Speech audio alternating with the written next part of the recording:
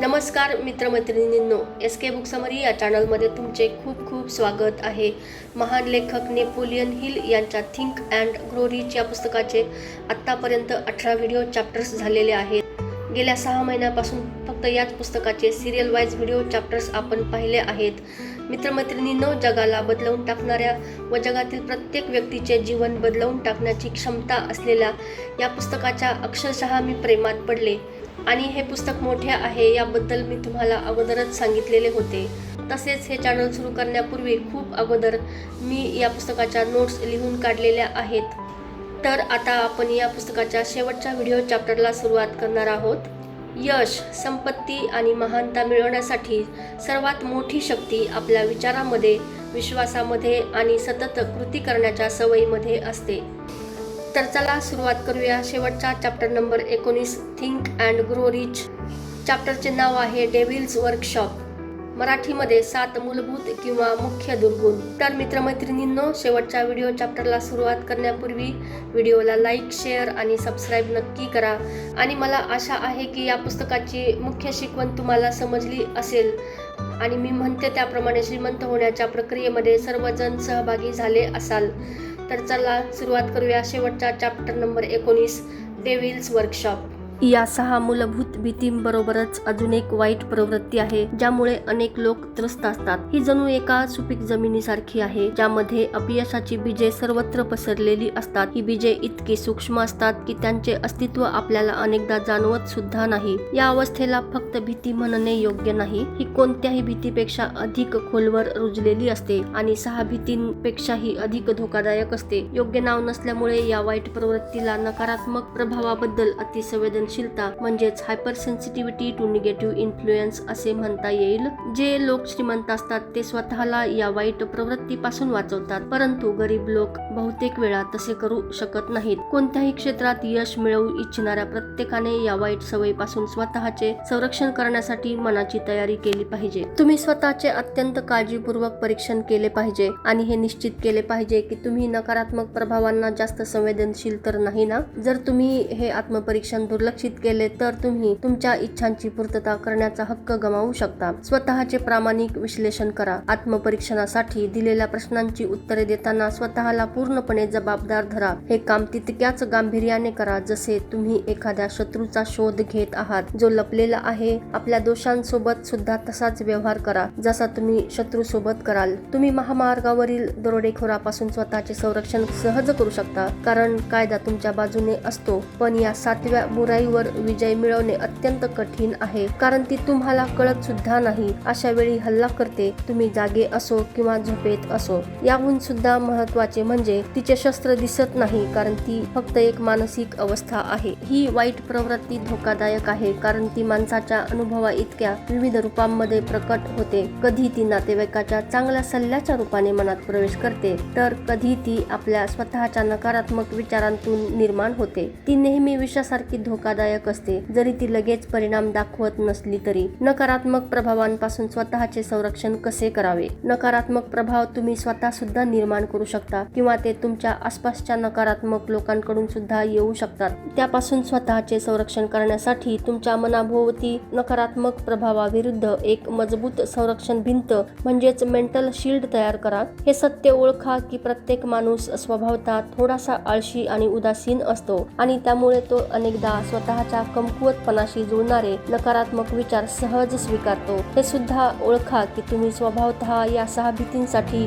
संवेदनशील आहात आणि अशी सवय लावा की तुम्ही या सर्व भीतीविरुद्ध यशस्वीपणे लढू शकता. नकारात्मक प्रभाव बहुतेक वेळा तुमच्या अवचेतन मनाद्वारे म्हणजेच सबकॉन्शियस माइंडद्वारे तुमच्या मनावर परिणाम करतात. त्यामुळे त्यांना ओळखणे कठीण जाते. म्हणूनच जे लोक तुम्हाला कोणत्याही प्रकारे निराश किंवा खचवतात त्यांच्यापासून तुमचे मन बंद ठेवणे आवश्यक आहे. तुमचा औषधांचा बॉक्स रिकामा करा. सर्व औषधे, गोळ्या फेकून द्या आणि काल्पनिक आजारांच्या विचारात अडकणे थांबवा. अशा लोकांचा सहवास शोधा जे तुम्हाला स्वतःसाठी विचार करायला आणि कृती करायला प्रेरित करतात. अडचणींची अपेक्षा करू नका कारण त्या अनेकदा निराश करत नाहीत, म्हणजेच त्या खऱ्या ठरतात. यात शंका नाही की बहुतेक लोकांची सर्वात मोठी कमजोरी म्हणजे ते आपले मन इतरांच्या नकारात्मक प्रभावासाठी उघडे ठेवतात. ही कमजोरी अत्यंत धोकादायक आहे कारण बहुतेकांना हे जाणवतही नाही की ते यामुळे प्रभावित होत आहेत आणि काही लोकांना हे जरी माहीत असले तरी ते ही चूक दुरुस्त करण्याऐवजी दुर्लक्ष करतात जोपर्यंत ती त्यांच्या रोजच्या सवयीचा भाग बनत नाही. ज्यांना स्वतःचे खरे स्वरूप जाणून घ्यायचे आहे त्यांच्यासाठी काही प्रश्नांची यादी तयार करण्यात आली आहे. हे प्रश्न वाचा आणि त्यांची उत्तरे मोठ्याने द्या जेणेकरून तुम्हाला स्वतःचा आवाज ऐकू येईल.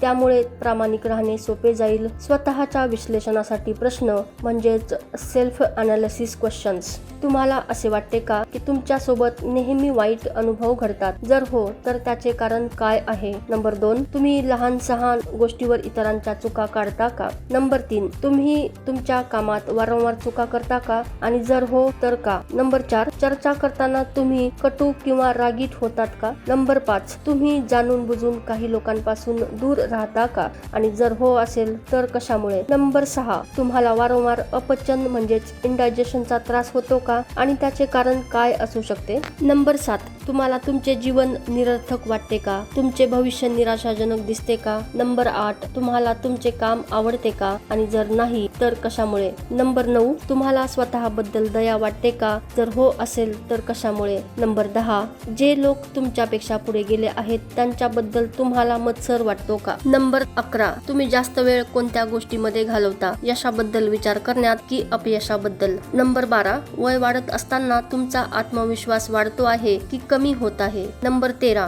तुम्ही तुमच्या सर्व चुका करून काही महत्त्वाचे धडे शिकता का? नंबर 14, तुम्ही तुमच्या कोणत्या नातेवाईकाला किंवा ओळखीच्या व्यक्तीला तुम्हाला चिंतेमध्ये सोडण्याची परवानगी देता का आणि जर हो तर कशामुळे? नंबर 15, तुम्ही कधी कधी स्वप्नांच्या दुनियेत हरवून जाता आणि उरलेल्या वेळेत निराशेत बुडून जाता का? नंबर 16, तुमच्यावर सर्वाधिक प्रेरणादायी प्रभाव कोणाचा आहे आणि असेल तर कोणाचा आणि तो कशामुळे आहे? नंबर 17, तुम्ही अशा नकारात्मक किंवा निराश करणाऱ्या प्रभावांना सहन करता का ज्यापासून तुम्ही दूर राहू शकता? नंबर 18, तुम्ही तुमच्या दिसण्याबाबत म्हणजेच अपीअरन्स बाबत निष्काळजीपणा करत आहात का आणि जर हो असेल तर केव्हा आणि कशामुळे? नंबर 19, जर तुम्ही इतरांना तुमच्यासाठी विचार करू देता तर तुम्ही स्वतःला कणा नसलेला म्हणजेच कमकुवत माणूस म्हणाल का? नंबर 20, तुम्ही तुमच्या शरीरातील सूचनांकडे दुर्लक्ष करता का जोपर्यंत त्याचा परिणाम म्हणून तुमचा स्वभाव चिडचिडा होत नाही? नंबर 21, असे किती आवाज किंवा गोष्टी आहेत ज्या तुम्हाला त्रास देतात पण ज्यापासून तुम्ही दूर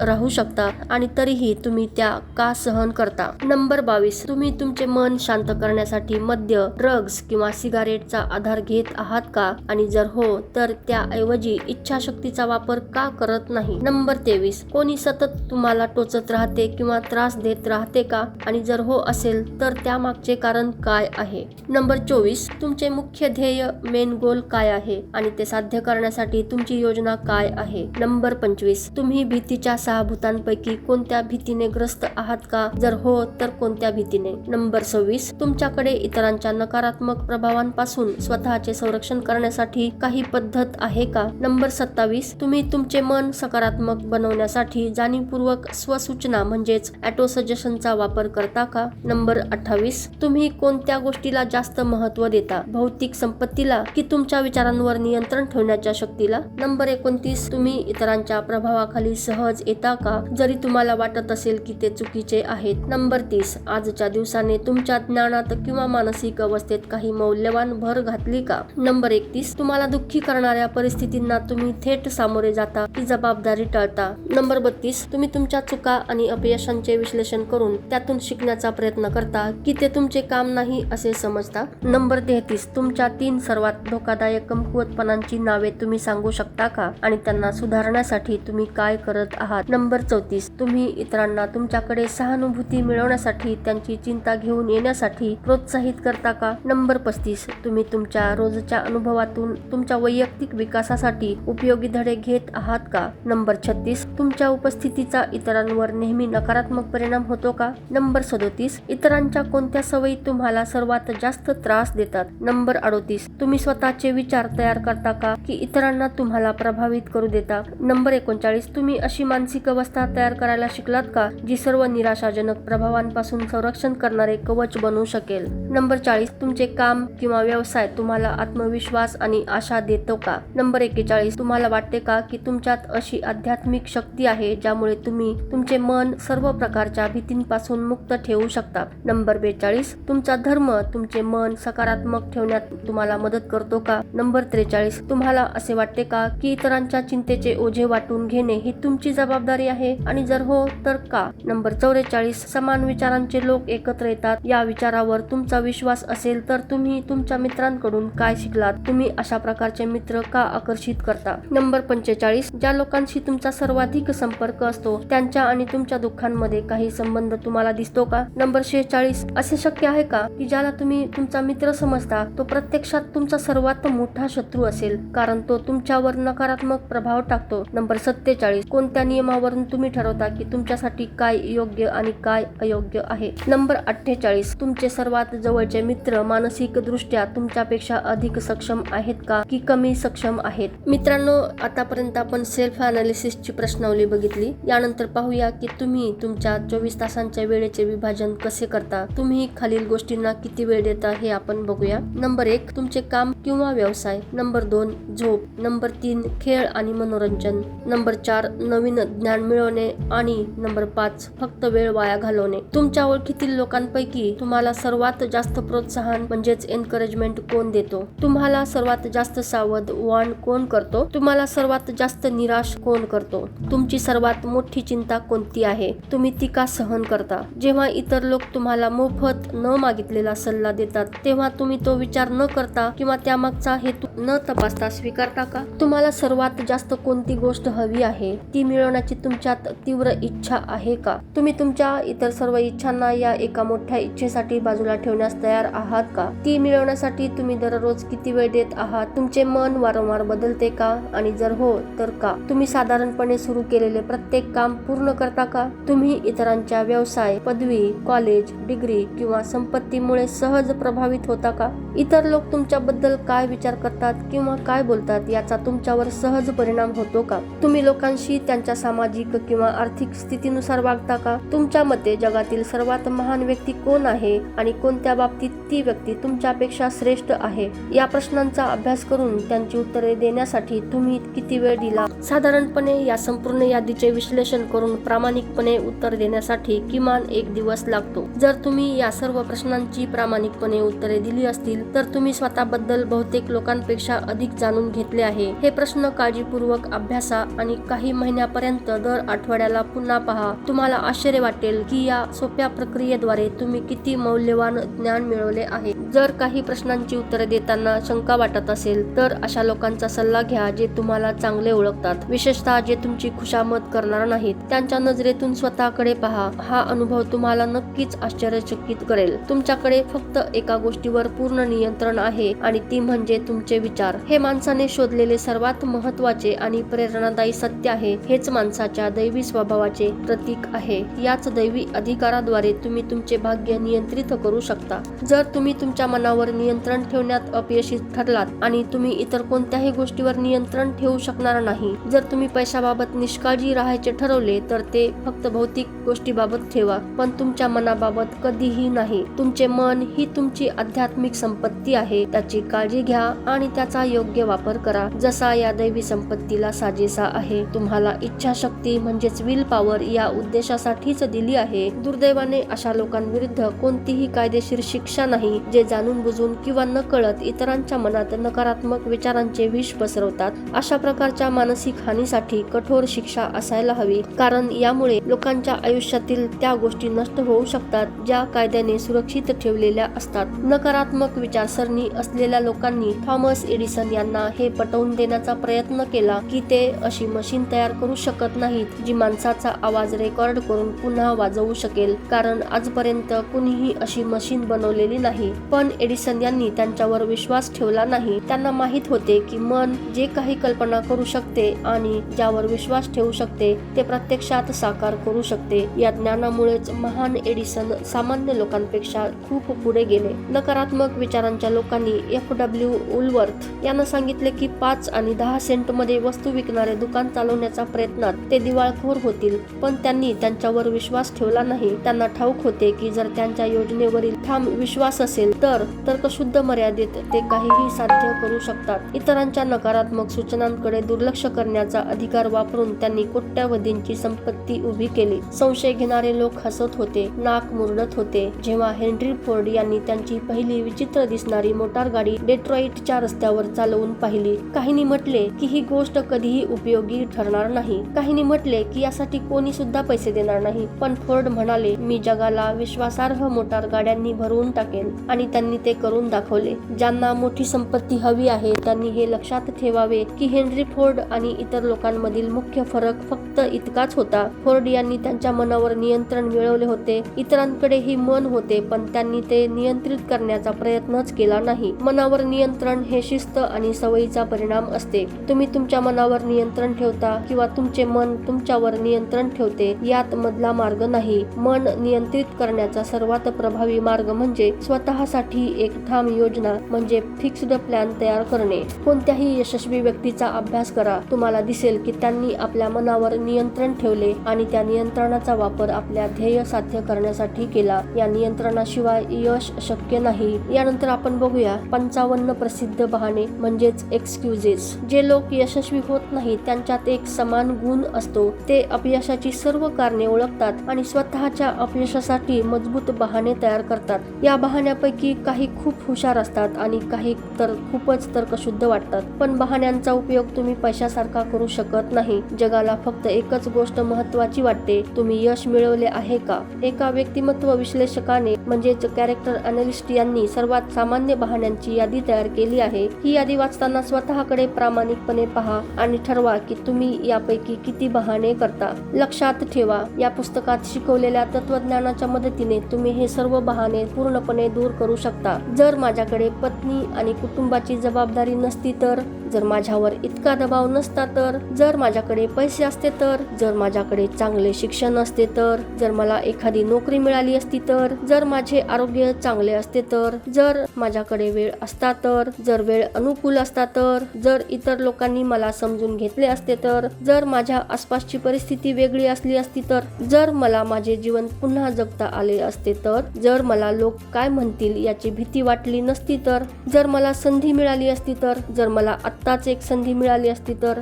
जर इतरांनी मला या परिस्थितीत आणले नसते तर, जर मला थांबवले गेले नसते तर, जर मी माझ्या इच्छेनुसार काम करू शकलो असतो तर, जर मी श्रीमंत घरात जन्मलो असतो तर, जर मला योग्य लोक भेटले असते तर, जर माझ्यात काही लोकांसारखी प्रतिभा असती तर, जर माझ्यात धैर्य असते तर, जर मी पूर्वीच्या संधीचा फायदा घेतला असता तर, जर लोक माझ्यावर इतके प्रभाव टाकत नसते तर, जर मला घर आणि मुलांची जबाबदारी नसती तर, जर मी काही पैसे साठवू शकलो असतो तर, जर माझा बॉस माझे कौतुक करत असता तर, जर माझ्या कुटुंबाने मला समजून घेतले असते तर, जर मी मोठ्या शहरात राहत असतो तर, जर मी फक्त सुरुवात करू शकलो असतो तर, जर माझ्याकडे काही लोकांसारखे व्यक्तिमत्व असते तर, जर मी इतका जाड नसतो तर, जर मला एकच ब्रेक मिळाला असता तर, जर मी कर्जातून बाहेर पडू शकलो असतो तर, जर मी अपयशी ठरलो नसतो तर, जर मला हे कसे करायचे हे माहीत असते तर, जर सर्व लोक माझा विरोध करत नसते तर, जर मला इतक्या चिंता नसत्या तर,